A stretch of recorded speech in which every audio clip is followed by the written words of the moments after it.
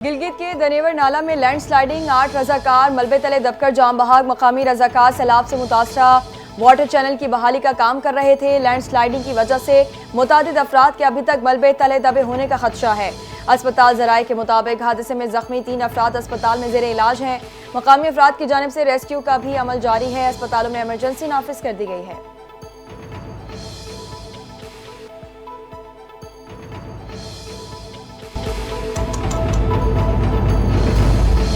इस्राइली हमला, अल जजीरा के सहाफ़ी अनस अल शरीफ गजा में शहीद। अनस अल शरीफ अपने 3 साथियों समेत अल शिफा अस्पताल के करीब निशाना बने। हमले में रिपोर्टर मोहम्मद करीकिया, कैमरामैन इब्राहिम जाहिर और मोहम्मद नौफल भी शहीद। अल जजीरा टीवी की इंतजामिया के मुताबिक अनस अल शरीफ को इस्राइली बमबारी, जंगी जराइम की कवरेज पर धमकियाँ मिल रही थी। मकामी हुकाम का कहना है कि यह हमला मुमकिन तौर पर था और ये टारगेटेड स्ट्राइक पर था। अनस अल शरीफ गजा में इंसानी बहरान को आलमी सतह पर उजागर कर रहे थे।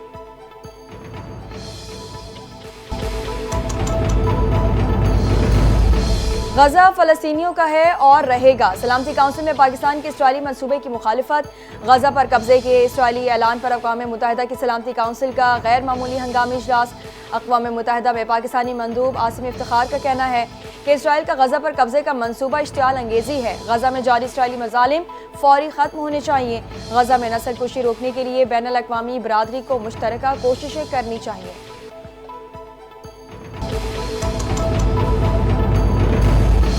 नेतन्याहू के गजा पर फौजी कब्जे के ऐलान के खिलाफ तल अवीव में शदीद एहतजाज। 1 लाख से ज़ायद मुजाहिरीन का जंगबंदी और कैदियों की रिहाई का मुतालबा।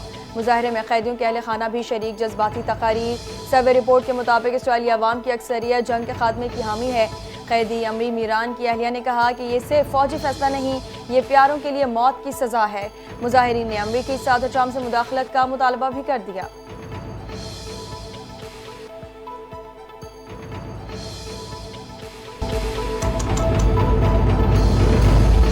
तुर्की के शहर इस्तांबुल समेत दुनिया भर में हजारों अफराद का इसराइल के खिलाफ एहतजाज। गजा में फौरी जंगबंदी का मुतालबा कर दिया। इस्तांबुल में भी हजारों अफराद ने इसराइल के खिलाफ एहतजाजी रैली निकाली। चिली के दारुल हुकूमत सैंटियागो में खाली बर्तन बजाकर गजा में जबरी कहत के खिलाफ एहतजाजी मार्च किया गया। अर्जेंटाइन में भी फ़लस्तीनियों से जारी यकजहती किया गया। दारुल हुकूमत ब्यूनस आयर्स में सैकड़ों अफराद ने गजा में जारी नस्ल कुशी बंद करने का मुतालबा किया।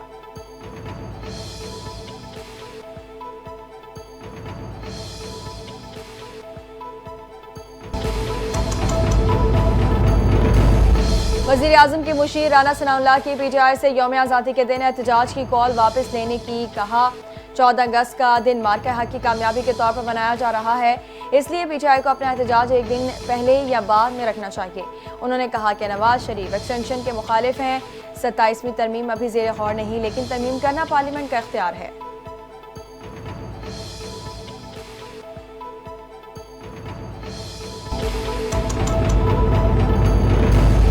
चेयरमैन सेनेट यूसुफ रजा गिलानी के बेटे और मेंबर कौमी असम्बली सैयद अब्दुल कादिर गिलानी बार्सिलोना में कीमती घड़ी से महरूम हो गए।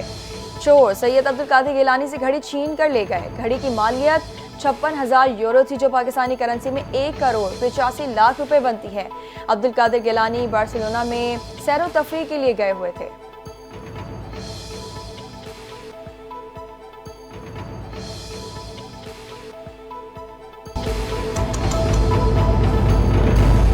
वेस्ट इंडीज ने पाकिस्तान को बारिश से मुतासरा मैच में 5 विकेटों से हरा दिया।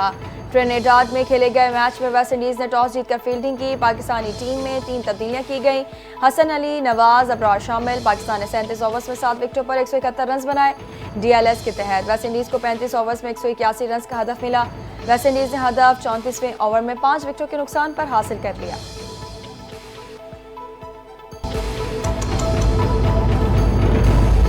लाहौर से मुल्तान जाने वाली मूसा पाक एक्सप्रेस रावलपिंडी स्टेशन पर हादसे का शिकार। 2 बोगियां पटरी से उतर गईं। 4 मुसाफिर जख्मी। पुलिस और इमदादी टीमें हादसे की इत्तला मिलते ही मौके पर पहुंच गईं। जख्मियों को अस्पताल मुंतकिल कर दिया गया। रेलवे हुकाम के मुताबिक हादसा ब्रेक फेल होने के बायस पेश आया। तहकीकात शुरू कर दी गई हैं।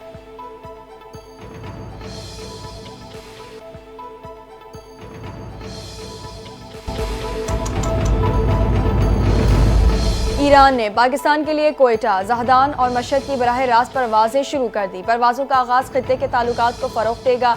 ईरानी सफ़ीर का कहना है कि 3 तारीखी शहरों को बराह रास्त फ़ज़ाई राबतों से जोड़ने का देरीना मुतालबा पूरा कर दिया। नई परवाज़ें कारोबार, सयाहत और अवामी रवाबित के फ़रोग़ में मददगार साबित होंगी। ईरान और पाकिस्तान के फ़ज़ाई राबते को मज़ीद बढ़ाया जाएगा। ईरानी सफ़ीर ने कहा, कोयटा से बराह रास्त परवाज़ें पाकिस्तानी ज़ायरीन के लिए भी आसानी का बाइस बनेंगी।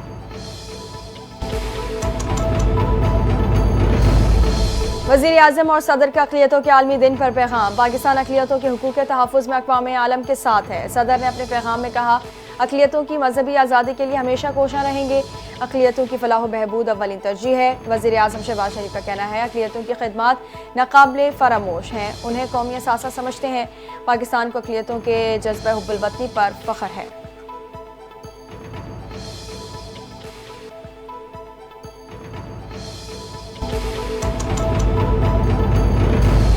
वज़ीर आला पंजाब मरीम नवाज शरीफ का अक़लियतों के दिन पर पैगाम। कहा, अक़लियतें पाकिस्तानी मुआशरे का हुस्न और सर का ताज हैं।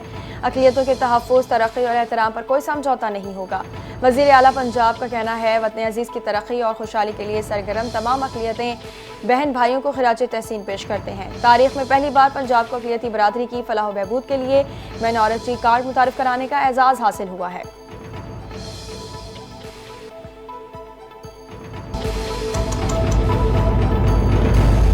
आज पाकिस्तान भर में अक़लियतों का कौमी दिन मनाया जा रहा है। हर साल 11 अगस्त को अक़लियतों के कौमी दिन के तौर पर मनाया जाता है।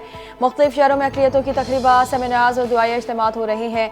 पाकिस्तान में हर मज़हब को मुकम्मल आज़ादी और मसाफ़ी हुकूक हासिल हैं। मुसल्लह अफ़वाज समेत हर शोबे में अक़लियतों की खिदमत काबिल फ़ख्र हैं। अक़लियती बरादरी का कहना है, वतन से मोहब्बत हमारा ईमान है, हम पाकिस्तान के साथ हैं। पाकिस्तान सबका है और एक मुत्तहिद और रवादार कौम की तस्वीर है।